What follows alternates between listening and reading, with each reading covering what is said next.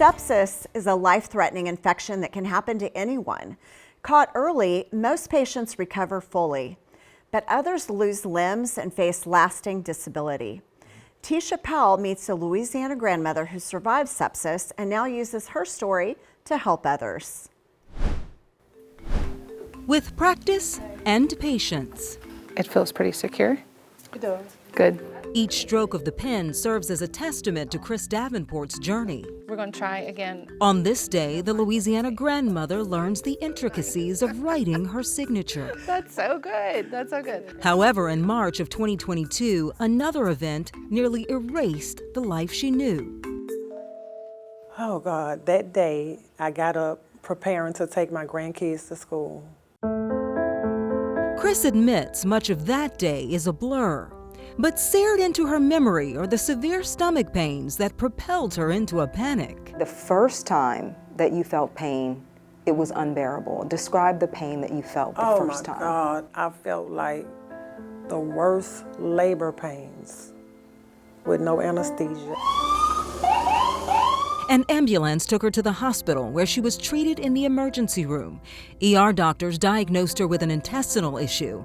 They gave her medication for her symptoms and sent her home. I do remember the doctor in the hospital giving me something for pain and nausea, and it stopped. Her relief was only temporary. The next morning, Chris says the intense stomach pain returned, but this time it looked different. My family told me that my stomach blew up like I was 8 months pregnant.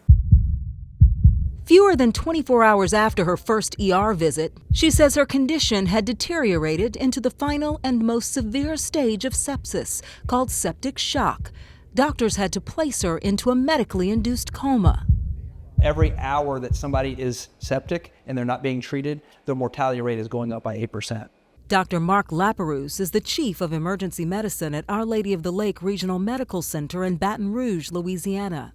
He didn't treat Chris, but says sepsis causes the body to have an extreme and dangerous reaction to an infection. Your body is trying to fight that infection, so as a result, it ramps up and creates a big inflammatory response.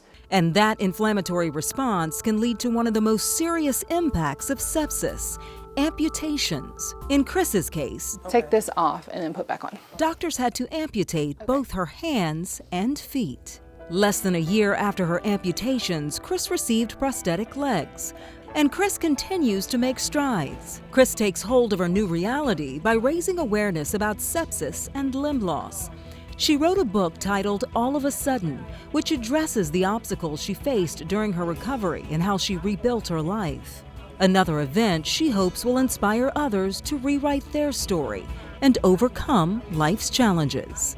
Now, it feels good, and to be honest, at first I was mad, like now I wouldn't have it any other way. So dangerous, and this happens to people of every age. It does. And oftentimes people will be at home or go home, and then that's when they get themselves in trouble, and if you don't act fast enough, it's devastating. Yeah. It's very immediate and it's very time sensitive. And I think you have to remember that when we have people who are older, their immune system is not very strong anyway. And if they have underlying medical conditions, we have an additional problem. And many times they don't show up as fever. They show up as fatigue or falls or confusion. So it's very hard to even know what's going on, but it's so critical to catch it early. I've had 2 clients that I've lost to sepsis over UTIs Wow. in my career, and something so curable, so easy to manage if you catch it early. UTI meaning Urinary tract infection. Yes. Thank you, Dr. Ray. Thank you. So, but yes, it's very serious, and I'm sure you've seen things too, Amy. Oh, it's scary. It's scary. I think what I'm struck with is when she said I wouldn't have it any other way. Like, here she is, went through this profoundly scary, devastating event. She wouldn't have it any other way, and she's giving back. Right. And I like to think, like, what could I have done differently if that were me? What could I have done differently? Like, should they have been given an antibiotic? Like, I've got a lot of questions that I'm going to talk to my doctor about. It's amazing. Sometimes your lowest points can really put you on your mission.